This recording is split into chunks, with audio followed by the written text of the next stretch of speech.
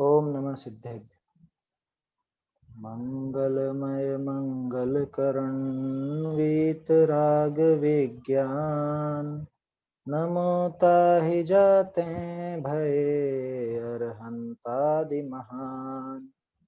करि मंगल करि हो महाग्रंथ करण को काज, जाते मिले समाज सब पावे निज पद राज।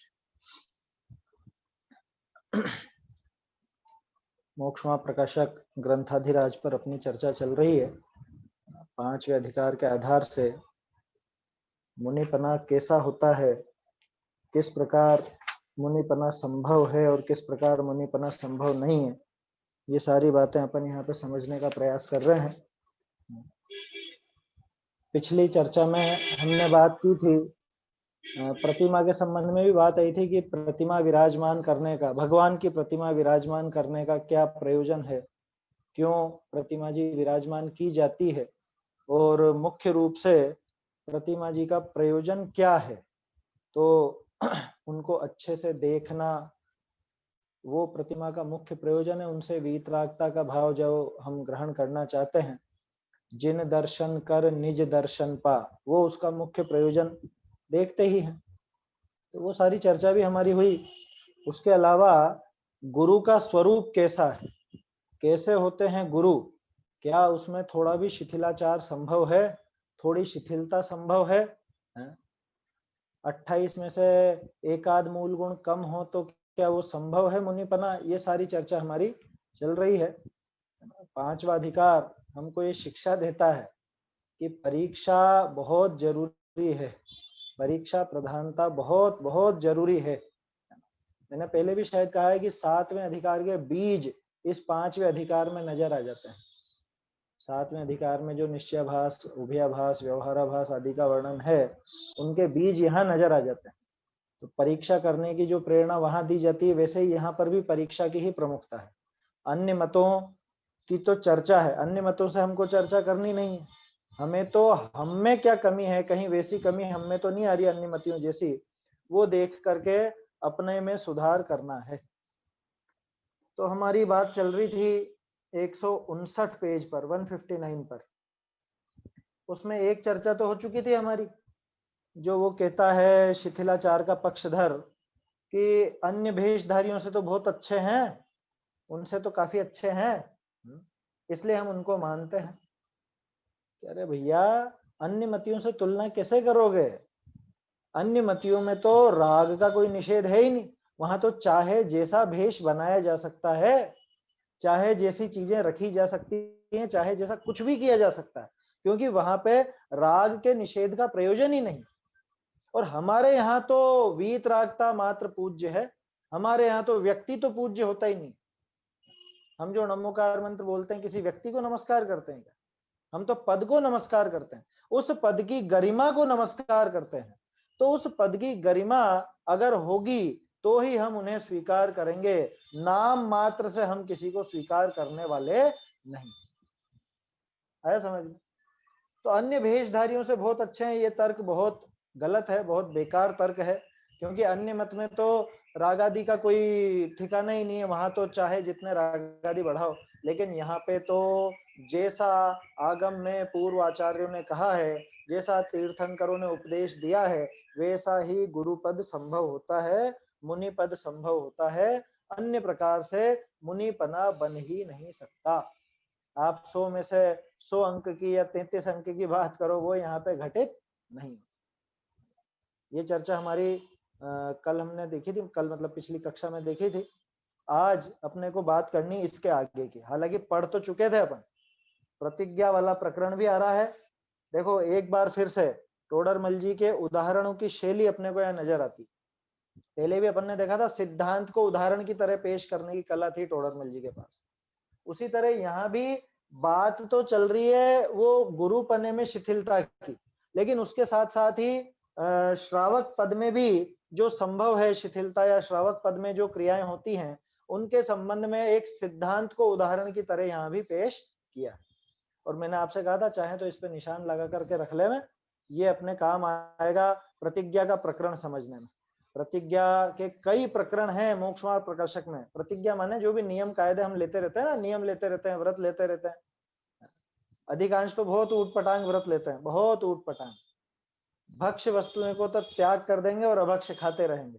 वो सारी चर्चा अपन देखेंगे, वो आएगी। तो ये उनमें से एक बिंदु है यहाँ पे देखने लायक, जो इसमें से खुलेगा, है ना। इस पर अपन चर्चा करते हैं। मैं ढूंढारी से पढ़ूंगा, आप लोग प्रकाशित प्रति में देखिए। 159 पेज पर ये जो उदाहरण है, नीचे प्रश्न है, यहाँ कोई कहे, है ना। यहाँ से पढ़ता हूं। यहाँ को कहे शील संयम आदि पाले है, तपश्चरण आदि करे है, सो जेता करे है तितना ही भला है। कि भाई वो शील पालन करते हैं, संयम पालन करते हैं, व्रत तप इत्यादि करते हैं। तुमने तपस्या नहीं देखी उनकी? तो जितना करें उतना तो अच्छा है या नहीं है? क्या तर्क दिया है? उसको ये नहीं दिखाना है कि वो शील संयम आदि पालते हैं, वो ये दिखाना चाह रहे जितना भी करते हैं, जितना भी XYZ जितना भी वो कर रहे हैं उतना तो भला है ना। 100 में से 100 नंबर नहीं आए, 33 नंबर आए तो 33 तो भले है ना। ये तर्क है सामने वाले। बात समझ में आई? क्या कह रहा है? शील संयम आदि पालते हैं। देखते हैं हम, आप रह सकते हो हैं? आपने वस्त्र धारण कर रखे हैं, जरा बिना कपड़ों के सर्दी में, गर्मी में, बारिश में रह करके बताओ, वहां जंगल में खाली जगह से रह करके बताओ, नंगे पांव चल के बताओ, तब जाने। इतना सब करते हैं तो ये भला है या नहीं? इसलिए इनको पूज्य माने या नहीं? यह है सामने वाले का तर्क। क्या आपको इनसे बढ़ के किसी की क्रिया नजर आती है क्या? देखो क्या कह रहे हैं टोडरमल जी। ता का समाधान, ये सत्य है। अरे ये क्या सत्य है? क्या सत्य है? कि धर्म थोड़ा भी पालिया हुआ भला ही है। धर्म थोड़ा भी पालन करो वो तो भला ही है। और धर्म का मतलब क्या? धर्म का अर्थ कोरा बाह्य क्रिया से नहीं है, धर्म का अर्थ उस भाव से है ना। पहले भी अपन ने बात की, असली धर्म की तो बात यहाँ पे चलेगी नहीं अभी। असली धर्म तो चारित्तम खलु धम्मो वीतराग परिणाम, है ना। धर्म तो थोड़ा भी पालिया हुआ भला ही है, समत्व परिणाम जितना भी हो वो तो भला ही है?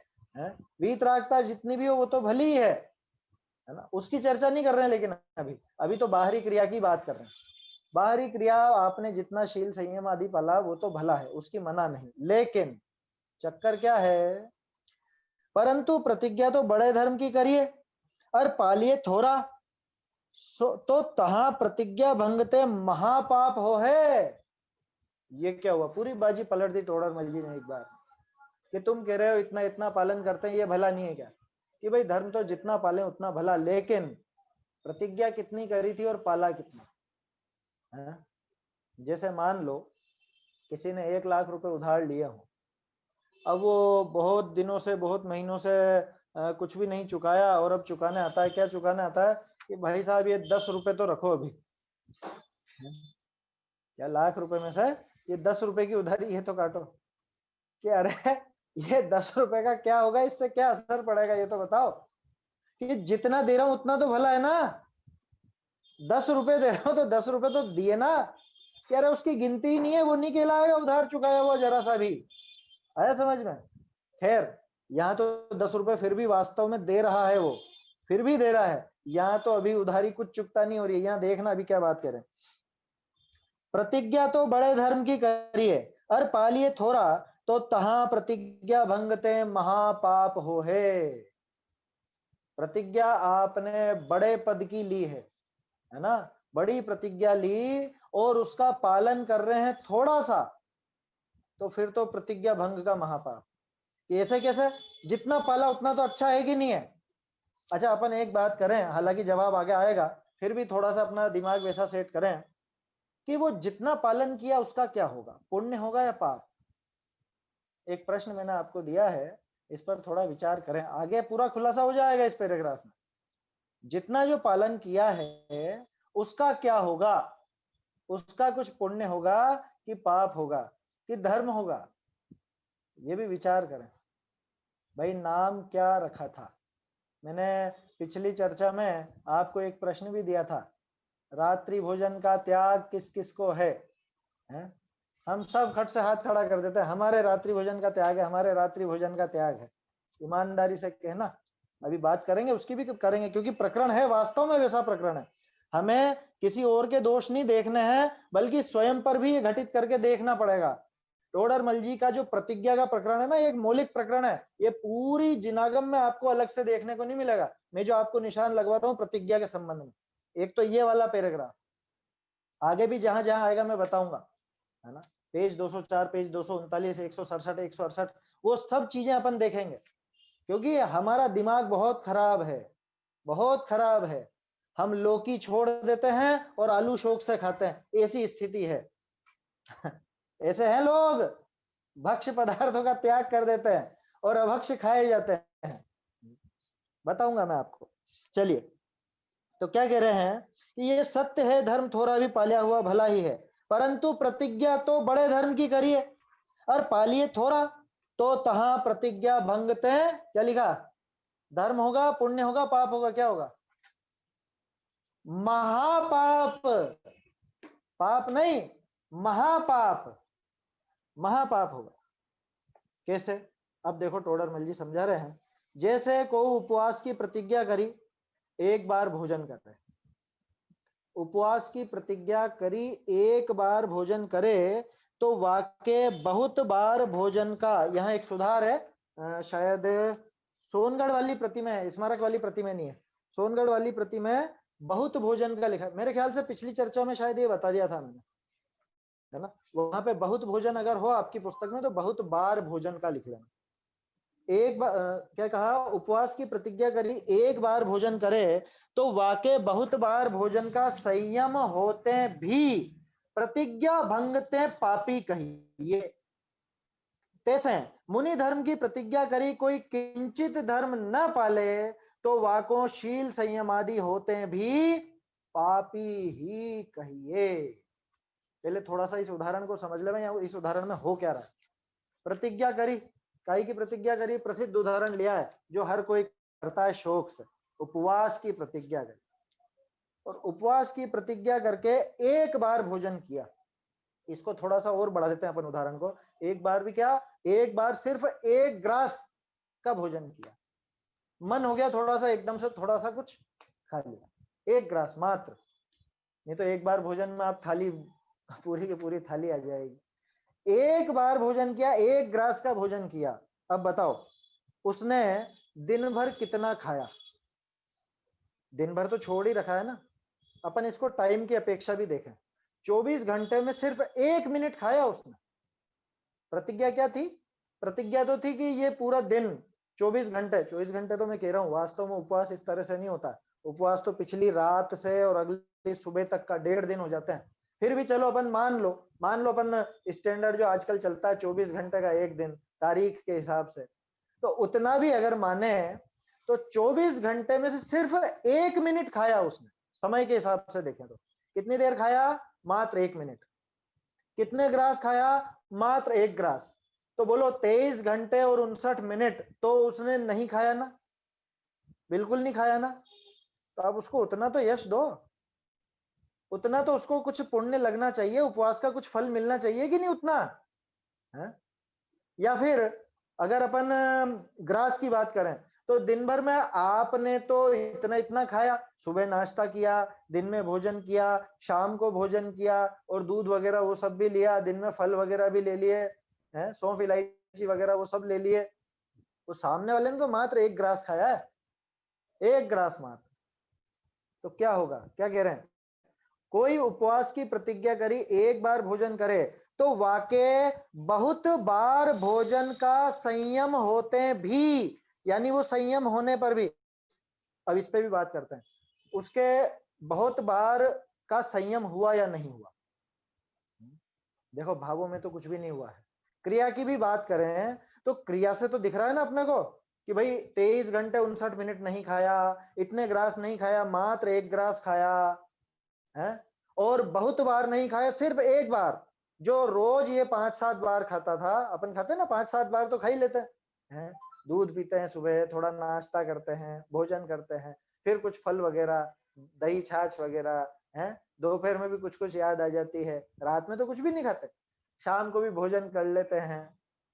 कहने को अपन 2 टाइम खाते हैं, वास्तव में तो 5-7 बार भोजन कर ही लेते हैं। तो इसने कितनी बार किया कि इसने इतनी बार नहीं किया, तो बोलो उसके बाकी समय का संयम है या नहीं, बाहरी क्रिया का है या नहीं संयम। कहने को तो है, दुनिया की नजरों में तो कहेंगे ना ऐसा है, उन्हीं उसी की भाषा में समझाएंगे टोडरमल जी, ये भी खंडन होगा उसका। क्या कह रहे हैं, बहुत बार संयम होते भी प्रतिज्ञा भंगते, क्या कहेंगे उसको, प्रतिज्ञा भंगते पापी कहिए। कह रहे बहुत पापी है ये। अरे किसकी बात कर रहे हो, 23 घंटे 59 मिनट इसने कुछ नहीं खाया है ना, एक बार को छोड़ के पूरे दिन भर में बहुत बार नहीं खाया, तो आपको नहीं खाया तो नहीं दिख रहा, और वो एक बार जरा सा खा लिया वो नजर आ रहा है आपको कि हाँ वो ही नजर आएगा। क्यों नजर आएगा, क्योंकि प्रतिज्ञा इसने उपवास की थी।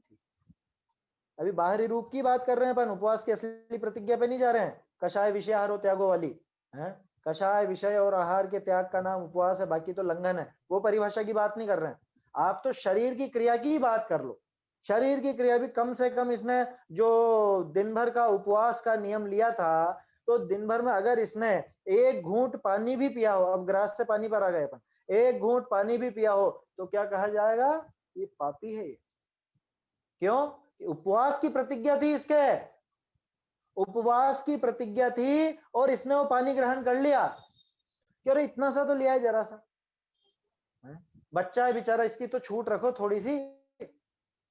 बच्चियों को कराते हैं ना वो सप्तमी का, बहुत होता है हमारे इधर, तो होता है आपके इधर देख लीजिएगा होता है कि नहीं होता, बच्चियों को कराते हैं। तो उसके पीछे बहुत सा तो ग्रहित मिथ्यात्व रहता है दिमाग में, ये सप्तमी के वास तो बच्चियों को कराओ, क्यों कराओ उसका कारण जरा पूछिए, क्यों सप्तमी का ही क्यों, वो भी वो मोक्ष सप्तमी का ही क्यों। अंकुर भाई तुम्हारे यहाँ होता है कि नहीं होता है तो ये सप्तमी का उपवास जो है, अगर देखो वहां पे कोई दिक्कत नहीं, उपवास कभी भी करो कोई समस्या नहीं, लेकिन बहुत सी माताओं के दिमाग में बहुत सी उल्टी उल्टी बातें रहती है कि सप्तमी का वास करेगी तो जैसे अन्य मत में है ना, वो किसकी पूजा करते हैं, वो शंकर वंकर की पूजा करते हैं, शिव की पूजा करते हैं, अच्छा वर मिलेगा या कुछ ऐसा होगा, ऐसा भी अपने यहाँ जैन महिलाओं के दिमाग में रहता है। आया समझ में, सप्तमी का तो अगर अगर वो दृष्टिकोण है, ध्यान रखिएगा मैं सप्तमी के उपवास की मना नहीं कर रहा हूं, अगर दृष्टिकोण वो है तो निश्चित रूप से ग्रहित मिथ्यात्व। अब अपनी तो बात क्या चल रही थी, अरे छोटी बच्ची है, थोड़ा सा एक पानी की तो छूट रख लो, पानी की छूट रख लो, इसने उपवास करा है कि अच्छा कुछ भी नहीं खाया पिया कि नहीं, बस जरा सा पानी लिया था और उपवास करा है, क्योंकि माताओं को तो नाम कराना है कि हमारे बच्चों ने उपवास किया, हमारे बच्चों ने ऐसा ऐसा उपवास किया या मैंने ऐसा किया, इतना उपवास किया।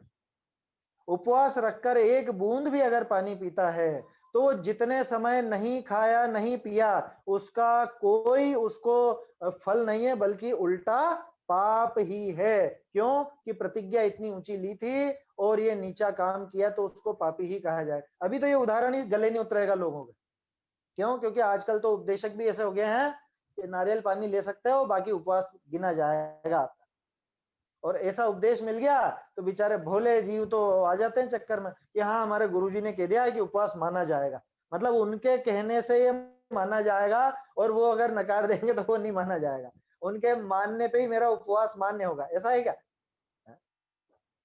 थोड़ा विचार करना चाहिए। अब अपन अपनी बात पे आते हैं, क्रिया कांड का रस जिसको है वो तो वो समझ लेगा, हम तो हमारे रात्रि भोजन के त्याग की बात करें। क्या किसको कहते हैं भोजन, किसे कहते हैं भोजन, 4 प्रकार का है ना, आहार आहार 4 प्रकार का, एक तो होता है कवलाहार, एक होता है लेपाहार, एक होता है ओजाहार, और एक होता है मनसाहार। तो जब अपन उपवास में आहार के त्याग की बात करते हैं ना, तो वो इन 4 आहार के त्याग की बात नहीं होती है, वो होती है 4 प्रकार के कवलाहार की बात। इनमें से कवलाहार 4 प्रकार का, देखो ओजाहार, लेपाहार और मनसाहार, इसकी चर्चा अपने को ज्यादा डिटेल में करने की आवश्यकता नहीं है। मनसाहार देवों के होता है, ओजाहार पेड़ पौधों के अंडों में जो पैदा होते हैं उनके, है ना, अपने भी होता है धूप वगैरह से। लेपाहार मल्लम तेल मालिश वगैरह उसके द्वारा होता है, तो वो चर्चा नहीं करनी है। इन 3 का त्याग उसमें नहीं होता है। उपवास में। उपवास में मात्र कवलाहार का त्याग होता है।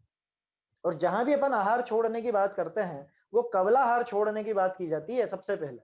बाकी भी छोड़े तो अच्छी बात है, कुछ तो छोड़े ही नहीं जा सकते। मांसाहार आप छोड़ नहीं सकते, देव चाह करके भी मांसाहार नहीं छोड़ सकता, उसके अपने आप ही कंठ से अमृत झर जाता अपने आप स्वयं, वो नहीं छोड़ सकता। ऐसे ओजाहार से आप बच नहीं सकते, क्या धूप में नहीं जाओगे, या और चीजों का ओज मिलता है, रोशनी मिलती है, उसको कैसे कैसे त्याग करोगे, आपके बस में नहीं है वो चीज। लेपाहार जरूर आप छोड़ सकते हो चाहो तो। बाकी जो आहार का त्याग करते हैं ना, चाहे वो उपवास में करें चाहे रात्रि भोजन में, तो वो कवलाहार के त्याग की बात होती है। और कवलाहार होता है 4 प्रकार का: खाद्य, स्वाद्य, लेय और पेय। खाद्य माने जिसे चबा चबा करके खाया जाए, जो भोजन की श्रेणी में आता है ना। चबा के खाने की बात नहीं लेनी चाहिए, भोजन की श्रेणी में जो आता है, भूख मिटाने के लिए जो खाया जाता है वो है कवलाहार, सॉरी खाद्य। उसके बाद जो सौंफ, इलायची, लौंग वगैरह है, ये कहलाते हैं स्वाद्य, जो भोजन के बाद ज्यादातर लोग खाते हैं, है ना। ये स्वाद्य कहलाती है, स्वाद्य, स्वाद बढ़ाने वाली, मुखवास जिसको कहते हो आप लोग। तीसरा है लेय, जिसको चाटा जाए चटनी की तरह, जैसे कोई चटनी है या समझ लीजिए मुरब्बा है, ताजा ताजा की बात कर रहा हूँ, पुराने वाले नहीं, जिनको चाटा जाए, आइसक्रीम वगैरह है, ये सब लेय में आते हैं। और पेय जिसको पिया जाए, जैसे दूध है, शरबत है, जूस है, पानी है, ये सब पेय है। अब मुझे बताओ आपके रात्रि भोजन का त्याग है या नहीं, रात के समय आहार का त्याग है या नहीं। हम तो कहते हैं खुल के, हम रात्रि भोजन नहीं करते, हमारे रात्रि भोजन का त्याग है या नहीं, थोड़ा गंभीरता से विचार कर लो। बहुत गंदी परिपाटी एक चल पड़ी है कि मात्र अन्न छोड़ दिया तो हम सोचने लग गए कि हमारे तो रात्रि भोजन का त्याग। रात में सिर्फ एक अन्न नहीं खाते और हमने हमारा नाम रख दिया रात्रि भोजन का त्यागी। बाकी रात में आपके मूंगफली चलेगी, काजू बादाम चलेंगे, ड्राई फ्रूट्स चलेंगे, हैं, फल चलेंगे, केले के चिप्स चलेंगे, दूध चलेगा, दूध तो सभी पीते ही हैं। बोलो, ये 4 अपन ने कवलाहार गिने ना, 4: खाद्य, स्वाद्य, लेय, पेय। इसमें अन्न की बात कहां आई? अन्न का त्याग लिखा गया कहीं पर? लेकिन हमने हमारे दिमाग से ऐसा अर्थ निकाल लिया कि अन्न की चीजें छोड़ दो, बाकी सब तो चलती है रात में। ये तो चलता है, ये तो चलता है।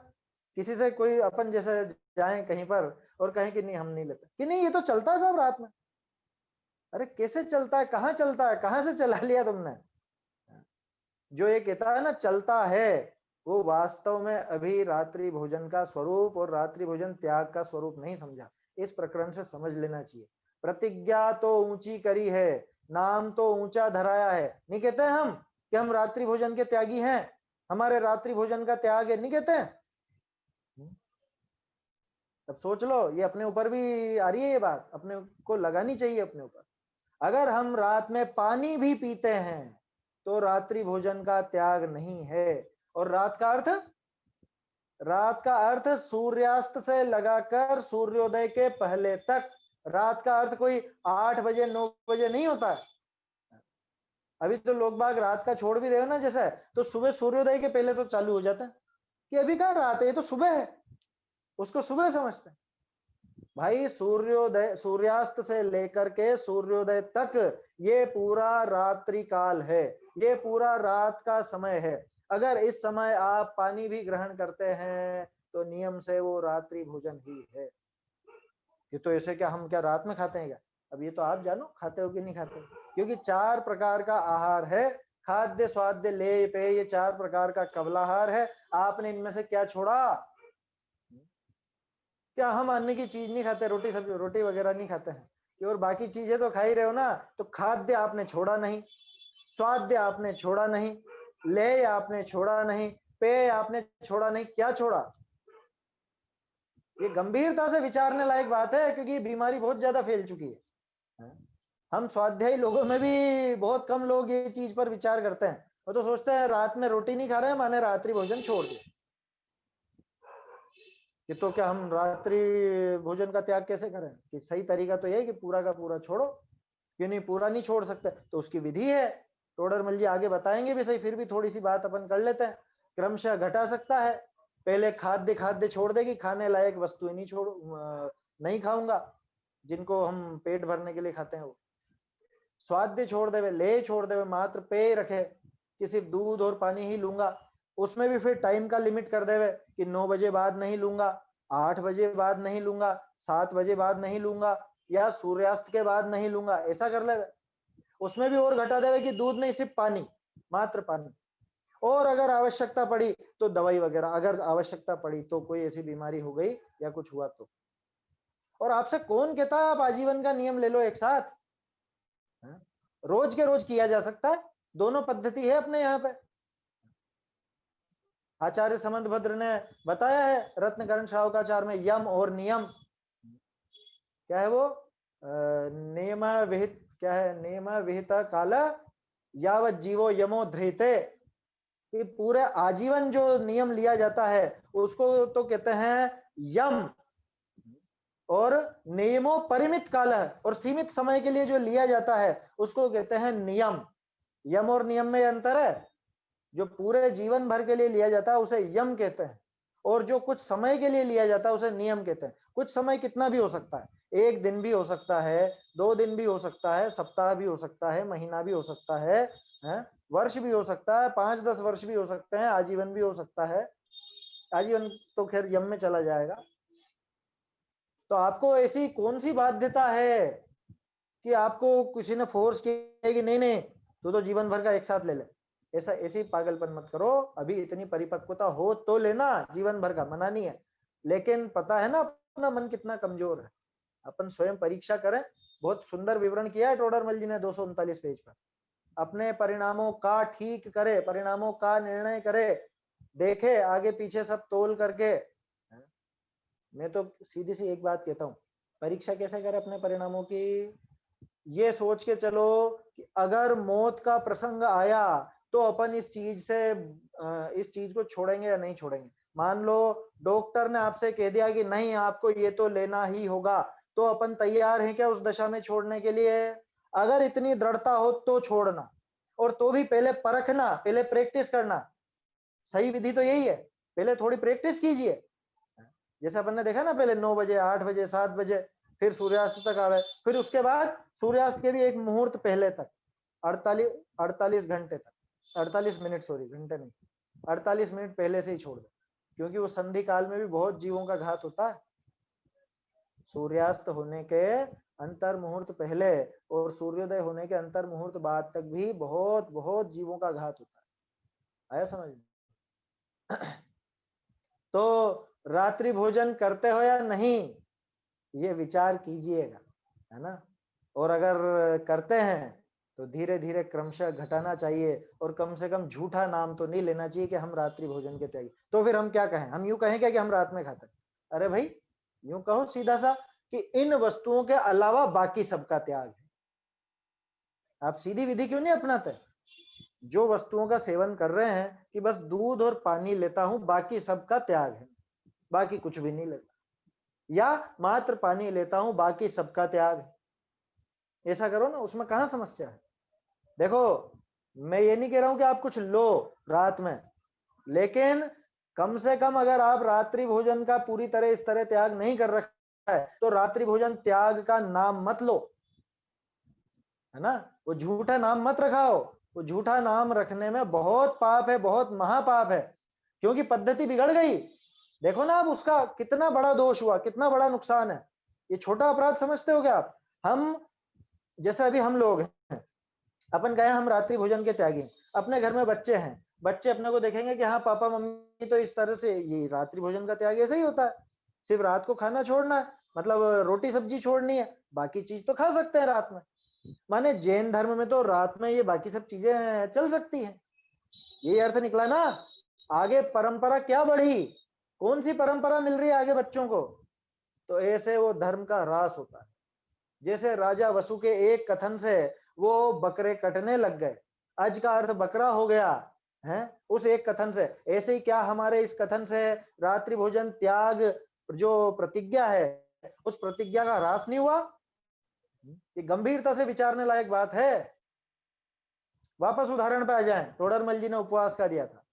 कोई उपवास की प्रतिज्ञा करके अगर एक समय खाता है बाकी समय नहीं खाता, तो बाकी समय का जो त्याग किया है उसका लाभ मिलेगा, या एक समय जो अपराध किया है थोड़ी सी देर के लिए उसका दोष कौन कौन ज्यादा होगा? मतलब उसका पुण्य ज्यादा 23 घंटे 59 मिनट नहीं खाने का, या 1 मिनट खाने का पाप ज्यादा? ये पाप ज्यादा है। क्यों? कि प्रतिज्ञा ऊंची करी थी इसने। अगर ये प्रतिज्ञा नहीं करता, अगर ये प्रतिज्ञा नहीं लेता, फिर भले ये एक की जगह 2 बार खाता, 3 बार खाता, 50 बार खाता, जितना भी इसने नियम लिया है उस नियम के अंदर अंदर ही खाता, तो कोई समस्या नहीं थी। वहां पे जितना त्याग था उतना फल होता, उतना पुण्य बनता है। लेकिन इसने तो नाम धरा या ऊंचा कि हमने तो उपवास किया है, हमने तो उपवास किया है, और पानी पी लिया, 1 घूंट, आधा घूंट, 1 ग्लास कुछ ले लिया, तो समझ लेना कि महापाप है। महापाप क्या कहेंगे उसको? पापी ही कहेंगे। प्रतिज्ञा भंगते पापी कहिए कि अगर प्रतिज्ञा भंग है ना तो महापापी है। ये समझने लायक बात है अपने। तैसे ये तो उदाहरण था। टोडरमल जी ने सिद्धांत को उदाहरण की तरह पेश किया था। उदाहरण किसके लिए दिया गया था? कि वो जो आप कह रहे हो कि इतना तो नियम साध रहे हैं? नग्न दिगंबर पना तो है, एक ही समय आहार तो ले रहे हैं, खड़े खड़े आहार तो ले रहे हैं, बाकी सब चीजें तो है। थोड़ा सा ये नेपकिन वगैरह चश्मा वगैरह रख लिया तो क्या दिक्कत आ गई? थोड़ा सा मुंह पोंछ लिया नेपकिन से तो क्या समस्या हो गई? बाकी का फल तो लगेगा ना। 33 नंबर तो लाया है 100 में से। वही उदाहरण चल रहा है अपना पिछली चर्चा से। उदाहरण तो यहाँ पे ध्यान रखना, कौन सा लगाना कि 28 फुट का तार चाहिए। अगर 28 फुट की दूरी है आपके स्विच बोर्ड से आपके ट्यूबलाइट की, तो 28 फीट का ही तार चाहिए, उसमें 1 इंच कम का तार भी नहीं चलेगा। कभी करके देखना ऐसे, आपके घर में लाइट फिटिंग का काम हो ना, और वो जो क्या बोलते हैं इसको, इलेक्ट्रिशियन हो, वो आपसे मंगाए कि साहब ये 28 फुट का ले आओ, और उसमें से 3-4 इंच काट देना, 1 इंच काट देना। अब वो कहेगा क्या करूं इसका, जोड़ लगाने का भी नहीं हूं मैं, इसमें नहीं लगेगा ये तार, फेंको इसको। क्या कहेगा? 28 इंच में, 28 फुट में 1 इंच भी अगर तार कम पड़ गया तो वो जोड़ तक नहीं लगेगा, इसमें जोड़ नहीं लगता है। या आपके स्विच से लगाकर आपकी ट्यूबलाइट तक पूरा एक तार जाएगा, ज्यादा हो उसमें दिक्कत नहीं है, ज्यादा चल जाएगा, कम बिल्कुल भी नहीं चलेगा। समझ में आ रही है बात? तो प्रतिज्ञा अगर मुनि धर्म की है, प्रतिज्ञा तो ऊंची की, मुनि धर्म की प्रतिज्ञा करी, कोई किंचित धर्म न पाले, थोड़ा सा धर्म न पाले, तो वाको शील संयम आदि होते भी पापी ही कहिए। कि अरे इतना ब्रह्मचर्य से रहते थे, इतना शील से रहते हैं वो तो, और नग्न दिगंबर रहते हैं, कोई परिग्रह साथ में नहीं है, कोई कोई चीज ऐसी साथ में नहीं, कोई नौकर चाकर नहीं है, कुछ और चीजें नहीं है, ये जरा सा कुछ इसमें दोष लग रहा है, इसमें आप ऐसी बात कर रहे हो। वो दिन भर मौन धारण किए रहते हैं, सारी क्रिया बराबर कर रहे हैं, थोड़ा सा ऐसा बस चश्मा रख रखा है, या थोड़ा सा ऐसा रुमाल रख रखा है, या रुमाल से मुंह पोंछ लेते हैं,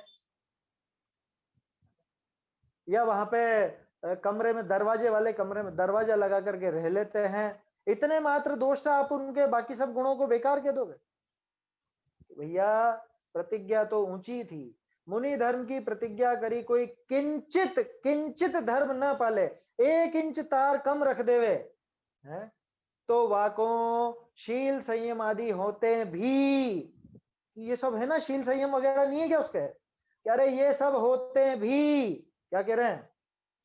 पापी ही कहिए। कह रहे टोडरमल जी तो बहुत खराब आदमी है, ये तो पापी बोल रहे हैं। अरे टोडरमल जी नहीं कह रहे हैं भैया, ये अष्टपहुड़ में पढ़ो, आप मूलाचार में पढ़ो, पता चलेगा। जिन कुंद कुंद आमनाय का आप स्वयं को कहते हो, जिन कुंद कुंद के नाम से आपकी दिगंबर परंपरा चली है, जिन कुंद कुंद आचार्य का नाम लिखा रहता है उन प्रतिमाओं पर जिनके आप दर्शन करते हो, उन कुंद कुंदाचार्य ने ये स्पष्ट बात कही। नट श्रवणो, नट श्रवण कहा, नट श्रवण, वो मालूम नट श्रवण भी किसके लिए कहा है? जो बराबर 28 मूल गुणों का पालन करे उसके लिए कहा है। दोष वाला आवे तो वो भी नहीं है, वो तो भेष भी जरा सा नहीं है धारण किया। जैसे मानो कोई बहुरूपिया हो, अब वो बहुरूपिया आपके सामने पुलिस का वेश बना के आए, ठीक है, पुलिस के वेश में अगर वो आना चाहता है आपके सामने, तो उसकी ड्रेस कैसी होगी? ऊपर तो पुलिस की वो शर्ट पहन लेगा और नीचे पजामा पहने आएगा, है, नीचे वो बरमूडा चड्डा कुछ भी पहन के आ जाएगा, आप मानोगे उसको पुलिस? क्या रहे जा, ये तो कहेगा पुलिस का वेश ही नहीं है। किसकी बात कर रहे हैं अपन? असली पुलिस तो वो था ही नहीं। लेकिन अगर पुलिस का वेश भी धरना है तो प्रॉपर उसको यूनिफॉर्म में आना पड़ेगा, बराबर यूनिफॉर्म उसको चाहिए, वैसी शर्ट वैसी पैंट, वो खाकी जो आती है उनकी, है, और वो वैसी टोपी, वैसा ही डंडा, वैसी रिवॉल्वर, वैसी बिल्कुल सेम टू सेम दिखने वाली, तब जाके आप कहोगे कि अरे एकदम ये तो है असली पुलिस जैसा है। असली पुलिस तो है ही नहीं, तब जाके कहोगे असली पुलिस का वेश धरा है इसने, अब तो वेश कहेंगे हम। और अगर उस वेश में कमी हुई तो फिर तो वेश भी झूठा। समझ में आ रही है बात? मुनि धर्म की प्रतिज्ञा करी कोई किंचित धर्म न पाले, तो वाकों शील संयम आदि होते भी, है ना। अरे ये तो समय सार पढ़ते हैं, ये तो बहुत अच्छी अच्छी बात करते हैं, ये सब करते हुए भी अगर वो मुनिचर्या का यथावत पालन नहीं करते तो पापी ही कहिए। अब विपरीत उदाहरण, क्या, अभी तो नाम बड़ा धराया था और काम गड़बड़ करा, अब थोड़ा सा विपरीत चलते हैं। जैसे एकांत की प्रतिज्ञा करी, है ना, ये एक सेकंड, इसमें तो एकांत ही छपा है ना अपने यहाँ तो, हाँ, सोनगढ़ वाली जो प्रति है उसके अंदर सुधार कर लीजिएगा, वहां पे शायद एकत या एकात ऐसा कुछ छपा हुआ है, तो वहां एकांत कर लो। एकांत माने एक समय भोजन, एकाशन। एकाशन किसी तप का नाम नहीं है, लेकिन एक सामान्य रूप से एक व्रत की क्रिया है, एक प्रतिज्ञा है। जैसे एकांत की प्रतिज्ञा करी एक बार भोजन करे तो धर्मात्मा ही है कि अच्छा ये एक बार भोजन कर रहा है और आप इसको धर्मात्मा कह रहे हो। वो बेचारे उपवास वाले ने जरा सा एक घुट पानी पी लिया, उसने तो भोजन भी नहीं किया और आप उसको पापी कह रहे हो कि हाँ, क्यों कि उसने उपवास की प्रतिज्ञा की थी। इसने उपवास की प्रतिज्ञा नहीं की, इसने एकांत की प्रतिज्ञा की थी कि एक ही बार खाऊंगा, एक बार ही भोजन लूंगा। मतलब एक बार का मतलब जो भी वो एक बार खाने बैठा, थाली में वो आया, वो खाएगा, तब उस थाली में बहुत से सामान हो भले, है ना, बहुत सामग्री हो भोजन की, लेकिन अगर उसने एकांत की प्रतिज्ञा की है तो भी वो धर्मात्मा है।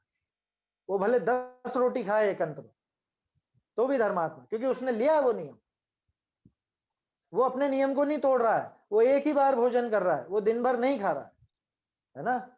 जैसे एकांत की प्रतिज्ञा करी एक बार भोजन करे तो धर्मात्मा ही है, तैसे अपना श्रावक पदधारी थोड़ा भी धर्म साधन करे, थोड़ा भी धर्म साधन करे तो धर्मात्मा ही है। ये गजब की बात है।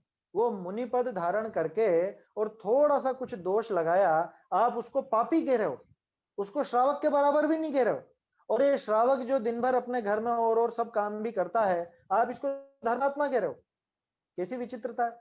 भैया हमारे यहाँ तो सीधा सा हिसाब है, नियम क्या लिया था, कौन सी भूमिका में था, क्या प्रतिज्ञा थी। देखो जैसे यूं मानिए कि श्रावक है, अब श्रावक की तो गृहस्थी है ना, श्रावक की पत्नी भी होती है, बच्चे भी होते हैं, ठीक है। तो श्रावक ने जैसे समझ लीजिए कि अणुव्रत धारण कर रखा है, ब्रह्मचर्य अणुव्रत। तो ब्रह्मचर्य अणुव्रत में श्रावक के जो ब्रह्मचर्य अणुव्रत होता है वो सामान्यतया स्वदार संतोष कहलाता है ना, पर स्त्री त्याग रूप ब्रह्मचर्य अणुव्रत होता है। तो अपनी स्त्री के तो साथ वो रहता है जीवन भर, तो भी उसको ब्रह्मचर्य अणुव्रत धारी कहा, उसको धर्मात्मा कहा, ठीक है ना। दूसरी तरफ मुनिराज ब्रह्मचर्य महाव्रत के धारी हैं, वो अगर एकांत में स्त्री से बात भी करते हैं तो क्या कहेंगे, कह रहे ये तो महापाप हुआ। कह रहे उनने तो सिर्फ बात की है एकांत में, एकांत में बात नहीं कर सकते, वहां पढ़ लेना, एकांत में बात नहीं कर सकते। अरे ब्रह्मचर्य की आपको गरिमा बताऊं, गुरुदेव श्री का प्रसंग बताता हूं। मैं देवलाली गया था, वहां पे मालूम चला मुझे कितना कितना ब्रह्मचर्य की कैसी अद्भुत महिमा थी वहां पर, है। ये जो बीच में डिवाइडर की प्रथा चली है ना आजकल अपने स्वाध्याय भवनों में, ये वहीं से चली है, सोनगढ़ से ही। कि पुरुष अलग स्त्री अलग, न पुरुष को स्त्री देख सके न स्त्रियों को पुरुष देख सके, है? ये तो मामूली सी बात है। एक प्रसंग मैं आपको दिखाता हूं। सोनगढ़ का जो स्वाध्याय भवन बना हुआ है, ठीक है, दूसरी तरफ वो मंदिर बना हुआ है, कौन सा है, जो बड़ा जिनालय है ना, वो दूसरी तरफ है। अब ये स्वाध्याय भवन के दरवाजे से और उधर का वो दरवाजा नजर आता है। तो चंपाबेन और शांताबेन ये दोनों वहां मंदिर से निकल रही थी और इधर गुरुदेव ये स्वाध्याय भवन के बाहर खड़े हुए थे, ये भी निकल रहे होंगे। शांताबेन चंपाबेन नीचे उतरते हुए उन्होंने देखा कि अरे गुरुदेव बाहर हैं। अब उनके निकलने का रास्ता वही था, क्या उनके निकलने का रास्ता वही था, तो वो वापस से मुड़ गई कि अरे गुरुदेव सामने आएंगे, इनके सामने से अपने को अभी नहीं जाना। ये ब्रह्मचर्य की महिमा बता रहा हूं मैं आपको, नहीं जाना है इनके सामने से। और किस्मत से गुरुदेव ने देख लिया, क्या देख लिया कि ये मेरे कारण ये पलट गई हैं वहीं से। तो गुरुदेव फटाफट अपने जहां वो कमरे उमरे में जाना था वहां चुपचाप जल्दी से चले गए ताकि वो आसानी से निकल सके। सोचो कि रास्ता भी क्रॉस नहीं करना चाहते। कौन? गृहस्थ थे, तो श्रावक थे। हम बात कर रहे हैं मुनि पद की। जब जैन श्रावक की, जैन गृहस्थ की इतनी ऊंची भूमिका, इतने ऊंचे भाव, इतने पवित्र भाव, जबकि वो कोई पंचम गुण स्थान वाला नहीं कहते थे खुद को। कहा गया उन्होंने, गुरुदेव ने कभी नहीं कहा कि मैं पंचम गुण स्थान वाला हूं, पांचवें गुण स्थान वाला, ब्रह्मचर्य प्रतिमा, जबकि चाहते तो कह सकते थे। उनके तो विवाह वगैरह कुछ भी नहीं था और ब्रह्मचर्य का अखंड पालन करते थे। चाहते तो कह सकते थे लेकिन नहीं कहा, क्योंकि जानते थे ना कि अभी मेरी भूमिका जैसी है वैसा ही मैं कहूं, उससे बढ़कर के क्यों कहूं। नाम धराने में कोई लाभ नहीं है, ये जानते थे वो। अब सोचो आप, जब श्रावक दशा में इतनी ऊंची पवित्रता, इतनी पवित्रता होती है, ऐसी पात्रता होती है, तो मुनियों के ब्रह्मचर्य आदि का हम क्या विचार करें। वो कितने कितने अलौकिक अलौकिक तत्व हैं, अलौकिक व्यक्ति हैं मुनिराज। तो बाबूजी कहते थे दूसरे ही लोक के हैं, हमारे यहाँ के नहीं है। थोड़ा कल्पना तो करो कि अरे इन्होंने जरा सी बात कर ली एकांत में किसी महिला से, आप पापी बोल रहे हो उनको, इतनी हिम्मत, क्या आप इनको पापी कह रहे हो? कि अरे भैया उनके लायक ये बात नहीं थी, उनके तो सीधा सा नियम था कि 7 हाथ दूर रहेगी, स्त्री से 7 हाथ दूर रहते हैं, एकांत में कैसे बात कर सकते हैं? नहीं होगा खंडित, ब्रह्मचर्य महाव्रत खंडित होगा या नहीं, ये विचार करना। कि अच्छा इनका तो व्रत पूरा ही खंडित कर दिया आपने, और वो श्रावक घर में अपनी पत्नी के साथ रह रहा और ब्रह्मचर्य अणुव्रती है। और बताऊं, भरत चक्रवर्ती 96,000 रानियां होते हुए ब्रह्मचर्य अणुव्रती है। ये कैसी विचित्रता है, बिल्कुल उल्टा पुल्टा लगता है जैन धर्म। तो उल्टा पुल्टा नहीं है, बिल्कुल सीधा है कि जो नियम लिया गया है उस नियम का यथावत पालन है या नहीं। अगर आपने ब्रह्मचर्य अणुव्रत धारण किया है तो ब्रह्मचर्य अणुव्रत को खंडित करने वाली कोई क्रिया तो नहीं हो रही है। अगर आपने ब्रह्मचर्य महाव्रत लिया है तो ब्रह्मचर्य महाव्रत को खंडित करने वाली कोई क्रिया तो नहीं है। इतनी सी बात है। अब इसमें क्या शंका करनी है, इसमें क्या आपको दिक्कत है? तो सीधा सा है। प्रश्न क्या था अपना, देखिए आप, तो प्रश्न क्या था शुरू में? प्रश्न ये था कि शील संयम आदि पालते हैं, तपश्चरण आदि करते हैं, जितना करे उतना तो भला है ना, कि हमारे यहाँ जितना और उतना का पैमाना उस प्रतिज्ञा से चलेगा। प्रतिज्ञा कितनी ली है, जितनी प्रतिज्ञा ली है, अगर उसका यथावत निर्वाह होता है तो बहुत अच्छा है, भले प्रतिज्ञा छोटी हो चाहे बड़ी हो। लेकिन अगर प्रतिज्ञा कैसी भी हो और उसमें जरा भी दोष लगता है तो वो पापी है, उसको जरा भी पुण्य तक नहीं लगेगा, ये समझ ले। मुनि धर्म की प्रतिज्ञा करी, कोई किंचित धर्म न पाले तो वाको शील संयम आदि होते भी पापी ही कहिए। जैसे एकांत की प्रतिज्ञा करी, एक बार भोजन करे तो धर्मात्मा ही है क्या? उपवास करने वाले ने जरा सा पानी पिया वो पापी, और एक समय का नियम लेकर के और एक समय में भोजन कर रहा है वो धर्मात्मा।